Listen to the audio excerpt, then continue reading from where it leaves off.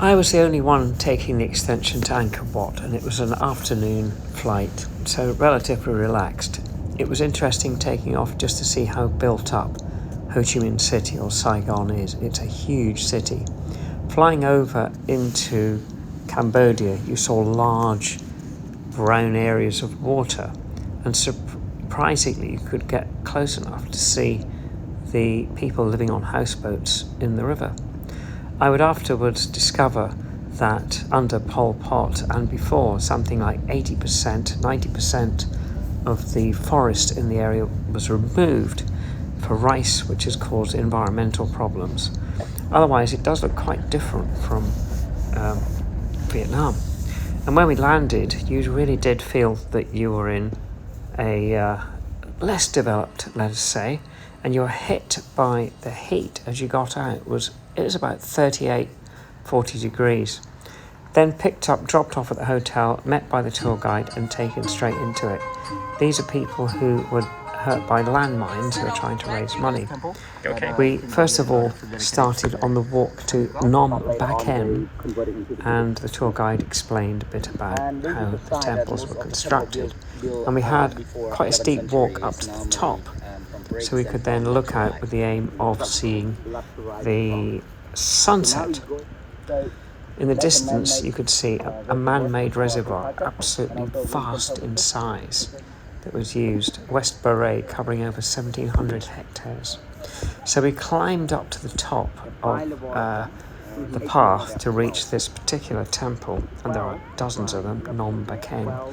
And then we climbed up that footpath right to the very top, which was extremely hot. And the plan was to see the sunset, but unfortunately it was cloudy, so really there wasn't much of a sunset to see. That's about it, just a faint glow. So I said, let's go back, and then I went out to try and get some food, and I thought that it was a bit quieter in Siem Reap than in, say, Vietnam, for example. And so I had a lovely traditional meal in a small restaurant, but then I walked around the corner and discovered that it was more like Vegas or downtown America. This is called, I think it's called Pub Street, and it's just full of bars. Everything is in dollars. Everything is incredibly westernized, though there is a little band playing some traditional music in the corner there. And it's just unbelievable. And there's even burger bars and even a 7-Eleven, would you believe, at the end of the road. So really not somewhere that I would recommend. There's the 7-Eleven there. So absolutely buzzing with activity, not for me. I then walked along the river, and there were just no end of little food stalls serving traditional Cambodian food, but I'd eaten already. So that was really interesting to see how the other side of it, away from the Americanized, brash pub land, as they called it. The next morning, we went to Angkor Wat, and you just cannot get an idea of the scale of it from this video.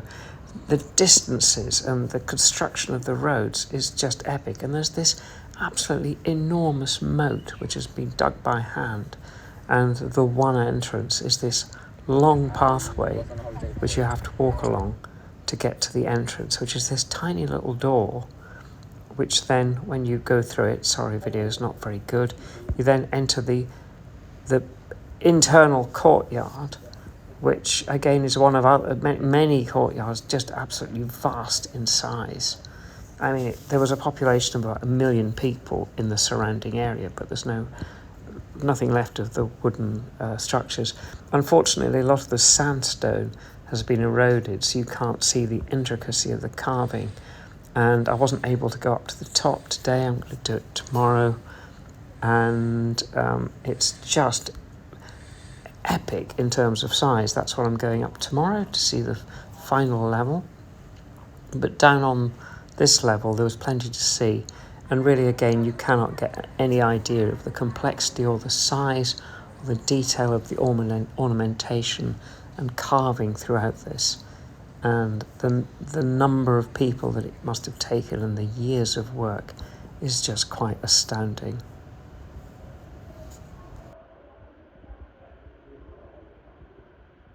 It is still being used as a temple, and there was a Hindu offering ceremony going on, as you can see. But again, this just shows you the detail of some of the internal sandstone carvings, which unfortunately have been lost on the exterior.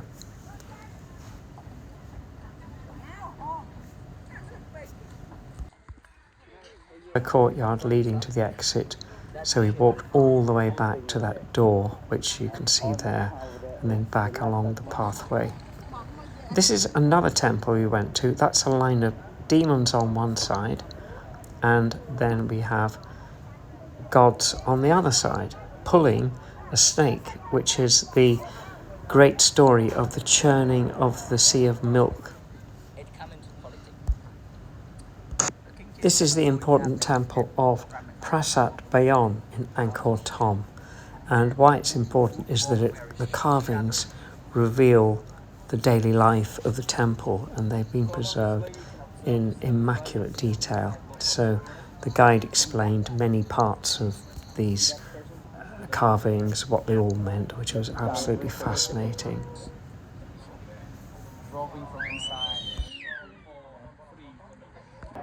By this time I was feeling temple fatigue because it was about 35 to 40 degrees and about 90% humidity, so absolutely exhausting, and a need for a cup of tea and a coffee. This is Bafuan Temple, which is nearby, and there were lots of monkeys, but you have to keep away from them because they're rabid, and there was a couple there where the monkeys stole something off the lady's hair, and as you can see what happened next.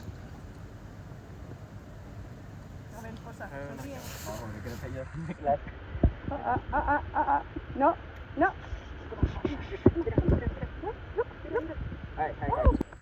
This is Fiminacus, which is very close by, and again there was the option of climbing up these stairs, but feeling completely shattered, I said I'd had enough for the day on temples. And we went back to the van at about 11 o'clock. Thankfully it was air conditioned. The roads are very wide and beautiful around here, and there's lots of cycling in the winter when it's only about 20 degrees. So there's just hundreds of different temples around here that you can see.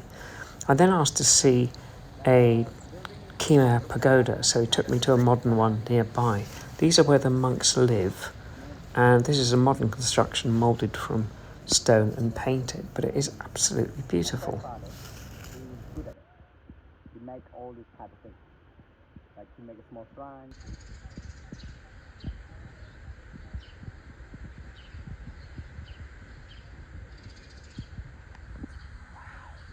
So all the carving there, they were talking about the Buddha.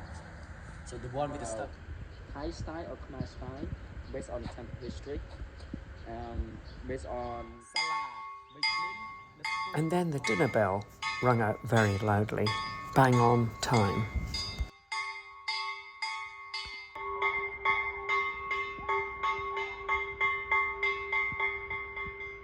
I then went back to the hotel, and after a break went for a walk into town, and there was this temple where they were selling little birds that had been captured so you could release them, and it was all part of a ceremony which was going on, as you can see.